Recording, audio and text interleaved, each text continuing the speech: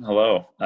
My name's Scott Paul. My company that I run right now is called Wooly.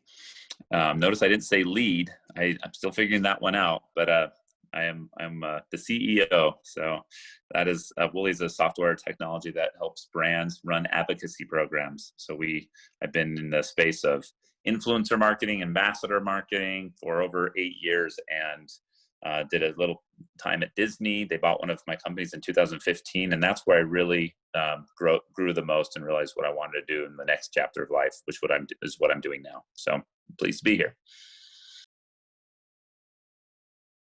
I can't say that I'm a leadership guru by any means, and I don't know, when I think about in my own life, who do I follow or who encourages me to change or make changes, because that's what I think a leader would be. I don't have a lot to come to mind. So I'm 40 years old, and I don't have the answer of what skills or attributes. I see so many different things, but maybe there's some clues right in what I just said, in that a leader is someone that probably inspires the people they're around to change the way they think, right? To see things a different way, or to even change their actions. Um, and that's I don't that could be anybody, right? That could be someone that doesn't have a voice at all. That could be someone that's mute, that just does actions, and you want to follow what they do because they just do great actions. So it doesn't have to be charisma. It doesn't have to be stature, gender, size, race. It's just can that person change the way you think? So I just think you have to kind of get rid of these roles that create artificial leadership boundaries, and make sure that anyone that has great ideas or can change one's mind is able to have that voice, and do so from whatever position they're at a company. And so that's kind of that's somewhat representative in our company. We try to do that. I prefer to follow, meaning I prefer to follow. Like, I love when someone is causing me to think differently about a problem that I was up at late at night thinking about. But I do think I think it's probably 75-25, that I'm out there saying crazy things and trying to get people to go with my ideas, and 75% of the time is me trying to lead. Now, if 75% of the time I'm actually inspiring and getting people to follow, I don't know. I mean, whoever writes that software has got a cool company.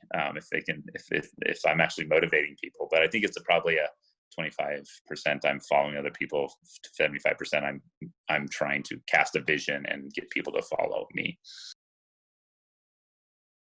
Is part of our ethos is that we want curious people, that we want to make. We have in our kind of charter that we're a maker doer company. So we want people who are honing in their craft. That doesn't have to be the craft they do for us. That could be their side hustle. We actually encourage side hustles at our company. That's already kind of a side hustle, because the ability to kind of go out and just follow your dreams and keep learning in the real world, tactically making something on the side, or whether you want to teach, be a professor on the side, or be an influencer, whatever that thing is.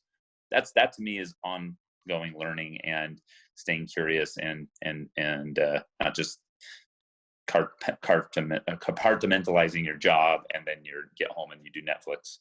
You're just eating up life, and that's what we want. That our culture invites that.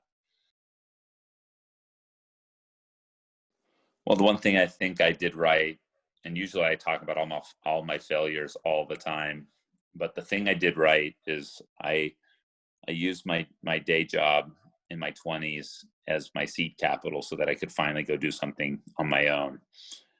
And I didn't follow that advice in my 30s. I actually raised money, and I wish I hadn't. So my younger self had the right intuition. Is maybe it was out of force, but I see people's day jobs as your first seed capital, and your first angel investor is yourself.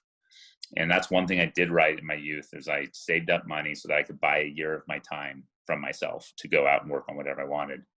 And then the one time I took money at about 37, it's been my hardest hardest time. I should have just followed what I learned earlier and just self-funded. So that's a kind of a reverse one right there. My younger self was probably smarter than my current self.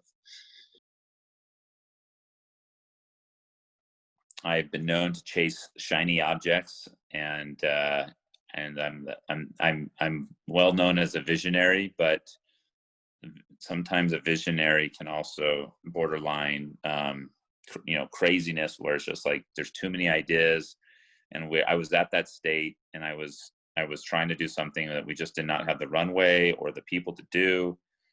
And I went and so I went out in the desert by myself for a full week with no people, no technology, and I came back, and then simultaneously my team had also had the same discovery, but taking some reboot time, but led everybody from, me primarily. I came to this conclusion that I can't chase shiny things during this season, and that I need to focus on what we're already good at, and build a team around each other, and getting each other to win, and not just trying to find the silver bullet that wins. And so it's anyone that you talk to in my company knows that that was a pretty transformative moment for us, is that the visionary is actually going to stay in his lane, and he's going to stay hyper focused on a very old vision versus trying to invent new things, and that's okay, and that's hard for me, but it's actually the right thing to do. And so that was a change. I don't know if that's the answer to your question, but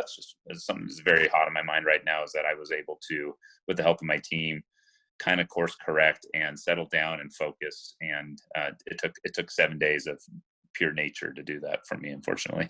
So I don't have that time. I can't always reboot that completely, but at least my takeaway there is, if you can reboot, do it.